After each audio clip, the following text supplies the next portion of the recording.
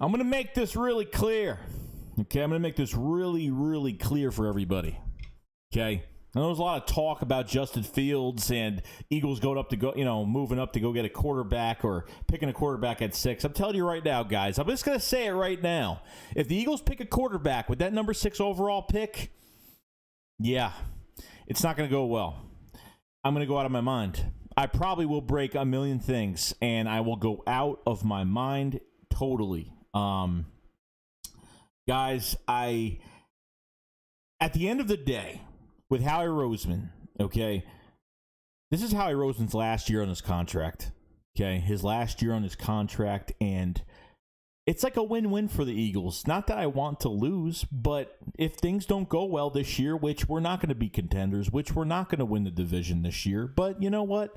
I want to have some optimism and say that we're going to come out the season and punch some people in the mouth, and you know, that's what I want to do. That's what I want to see from this team, okay? If the Eagles actually get a quarterback, I'm telling you right now, let Jalen Hurts play. Please let Jalen Hurts play this year. That's all I'm really betting. You drafted this guy in the second round last year. This would totally it already confused me enough that you paid Wentz, and obviously there's a power struggle, so half of whoever was in the front office wanted to pay Wentz and half didn't want to pay Wentz. I already know that there was a power struggle with that. So obviously I think we all know that at this point. Then you draft a quarterback in the second round last year. Okay, let Jalen Hurts play. If he fails, guys, he fails. If he plays horrible, he plays horrible. Okay? And at the end of the day, if Howie Roseman messes up this draft, if Howie Roseman doesn't pick the players we need, or at least kind of comfort us with that, at least that 6 overall, at least do that for us, then you know what? Howie Roseman gets fired at the end of the year, and everyone says, well, it's not going to happen. Well, it will. If this turns out to be a 5-win season, yeah, he will be done. Because you know what? 9 times out of 10, you know, you have head coaches that come to football teams that get hired. And most of the times, GMs and head coaches are hired. Okay, most of the times when you fire a head coach, the GM is usually gone, and most of the time both are replaced. So to have a GM that's still here, 50 picks in the draft later, only drafting 2 Pro Bowlers in 18 years, is not a good sign, and it hasn't been a good sign at all. I'm not, and there's nothing that says that Justin Fields isn't a good player. I think he's great, but at the same time, we have a guy that already got his feet wet with the Philadelphia Eagles and Jalen Hurts. Okay, I don't favor Hurts over Wentz. Whatever the Wentz trade happens, Wentz stays, Wentz goes, whatever it is. From what it looks like he's going to get traded, this is Hurts' team. You have Jalen Hurts already taking out. He's going to be going out, taking all the receivers out to Houston, to throw the football around. I mean, he's taking that leadership step. I mean, that's what I want to see in a quarterback, whether he's going to be good for the Eagles or not. Okay, whether Jalen Hurts wins a Super Bowl for the Eagles next year or the year after that, I'm just saying hypothetically, if he does, I'm always going to hate that pick. I'm always going to hate the time he got drafted. And it doesn't mean I hate Jalen Hurts as a person and a player, because it's not his fault that he got drafted here. Okay, at the end of the day, I was happy for him he got drafted here, but at the same time, yeah, wasn't a need. It wasn't a need that, but I understand why they drafted him when it happened. They drafted him because they figured, hey, you have a talent here, and they wanted to secure the backup quarterback position for the next, 4 years. Okay, I understand that, but at the same time, yeah, not in the second round. Okay, I understand why they did it, but how they went about it, totally different story of what they're doing here. Okay, and I know Justin Fields. I understand. I think Hurts will be actually better than Justin Fields. I do like Justin Fields a lot. So whatever team he does go to, I think I think he'll have a good year. I think he'll get his feet wet and do some good things, and then down the road he'll be a better player. But as of right now, stick with what you got in Jalen Hurts and just move with the wheels rolling. That's all. I understand this front office is trying to do the right thing in their eyes, which in most of the fans' eyes and minds of all of us, we're not thinking the same way they are. And they've done things that really make no sense. This team is getting younger. We're going through a youth movement right now with this team, and it's hard to. We're not used to that because we've had almost the same roster every single year. Okay, we've lost some players on the way. Very few, nothing crazy. If you want to take Malcolm Jenkins into that count, you can. Okay, but Howie Roseman had a plan after the Super Bowl. It said, hey, if we could win the Super Bowl with this roster, we could win with the same roster. Obviously, we lost a couple of players with Super Bowl. Obviously, there's a few players that are gone, a good amount of players that were gone, but he figured with the same coaches, the same players, same formula, we could do this. And Howie Roseman kept everybody. Team was getting injured every single year, worse and worse every year. Our injuries have probably been the worst. 2020 was probably the worst in injuries. It's actually been worse since 17 till now. It's the past 4 years have been absolutely insane with injuries. And that's another thing we have to watch out for. But at number 6, I don't care who we take, guys. Do I have a favorite?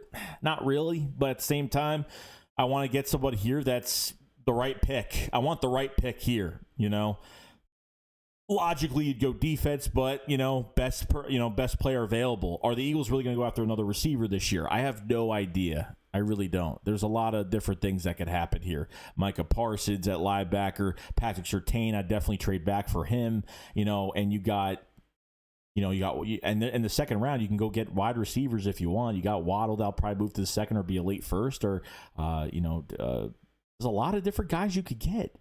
And the Eagles need to do their due diligence. They do their patience. And Howie Roseman, listen to your scouts, because if they were giving you information the past couple of years to draft certain guys and you're not even listening to them, then yeah, that's a huge problem on his part. I know that Jeffrey Lurie has Howie Roseman on a short leash. And you know what? This is why Carson Wentz, this trade, Howie Roseman is trying to get these 2 first-round picks to save his job, because if he gets these 2 first-round picks, just say he gets traded to the Bears, just say they're the front runners, which it kind of says they are right now. If they're able to get the 20th overall with the 6th overall, obviously, that they already have, yeah. And if they obviously do the right thing with those 2 picks, then yeah, I mean, depending on it, just because he drafts 2 good players, it doesn't mean, obviously Nick Sirianni and his new coaching staff has to play a part in all this as well.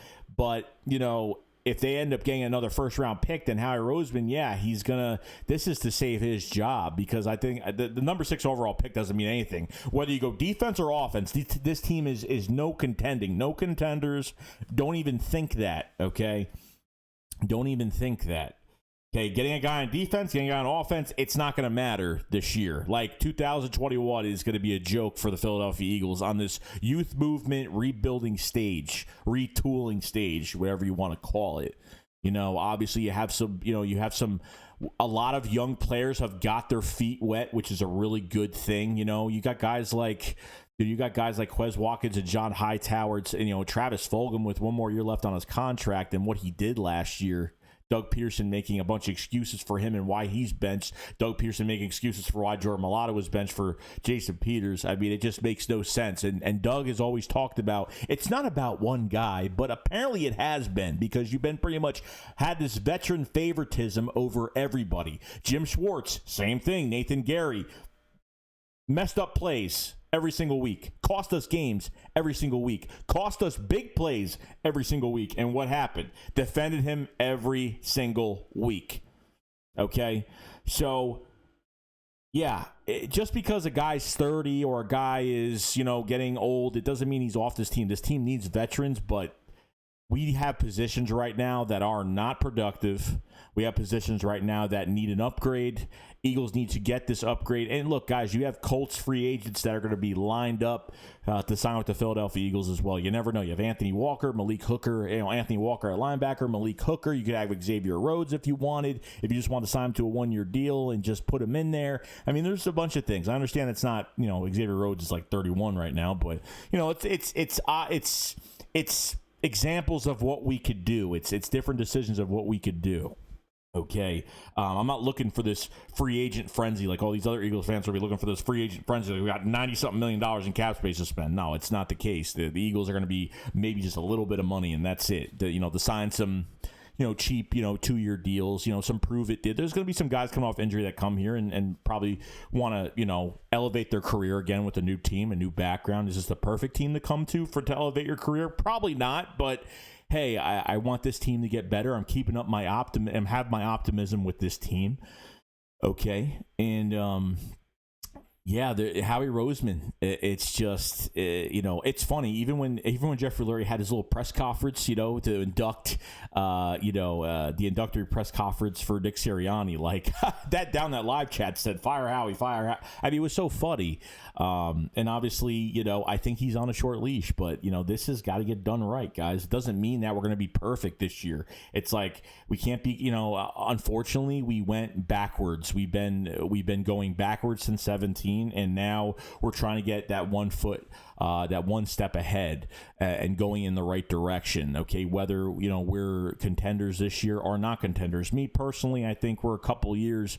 Even when we drafted Wentz, I said we're at least 3 years. We're at least 3 years into a Super Bowl, and look what happens. It was a lucky Super Bowl. It was something I'll never forget, and I'll cherish that moment. I was alive for it for the first one, and I'll always cherish it. And when I say lucky, I mean, every free agent panned out. Every player panned out. Every player on this roster, whether it's first string, the third string, literally panned out and produced immensely with this team. And couldn't be any happier about it. But it's time to move on. I want to go get that second ring, guys. I want to be able to put up that second ring and be like, hey, like we have another one with another quarterback and be set with this. You know what? And if it takes the Eagles to fire Howie Roseman after 2021 to do it, then that's what we're going to have to go through. And we're just going to have to ride through the storm, bro.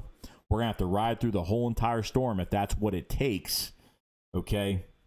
So there's a lot going on here with this team. Howie Roseman is trying to save his job. He's trying to this Carson Wentz trade is important for him because, the longer we're waiting to trade, you think that we have the leverage, but we don't. The longer we wait, the less leverage we're going to have. I understand injuries could occur to teams and they could get desperate. Like we traded Sam Bradford for that 14th overall pick from the Vikings. Like that was lucky. Like that was just something that just never happens. They were closer to the season. It was already near the draft and they were like, damn, like we need to trade with the Eagles and get Sam Bradford here. So you could take some things into account like that. But if there's no injuries to teams, like the Eagles are going to lose leverage real quick. And then the Bears are going to turn their heads and be like, nah, we're just going to deal with we'll have Nick Foles start this year, whatever. So there's a lot of things going on. But Howie Roseman trying to save his job, definitely trying to get 2 first-round picks on a player. I don't even care as long as they get a first-round pick, I'm good with the trade. Is Carson Wentz worth a first-round pick? No. I mean, talent-wise, I guess everyone says, well, his talent's worth a first-round pick, but his talent didn't show last year, obviously. So, I keep it real, guys. I mean, I just keep it real. I see with my own 2 eyes. Do the eye test. Did he play good or did he play bad or did he have a down year? And he didn't have a down year. He had an embarrassing year after getting paid $130 million. So it's just ridiculous at this point. So other than that, guys, that's it. I'll have more videos out tomorrow. If you haven't followed me on Twitter at JoeyShake72, follow me on Twitter. If you guys haven't, checked out the description as well for anything else. We'll not be able to live stream until April 5th. I still got a whole nother month and a week left until I'm back to live streaming, and it's killing me right now. So appreciate everybody's patience and check out the videos, all the support. It's been fantastic. So other than that, guys, that's pretty much it. I will see you guys later. Shake Squad up, fly, slide. Peace out, guys. Peace.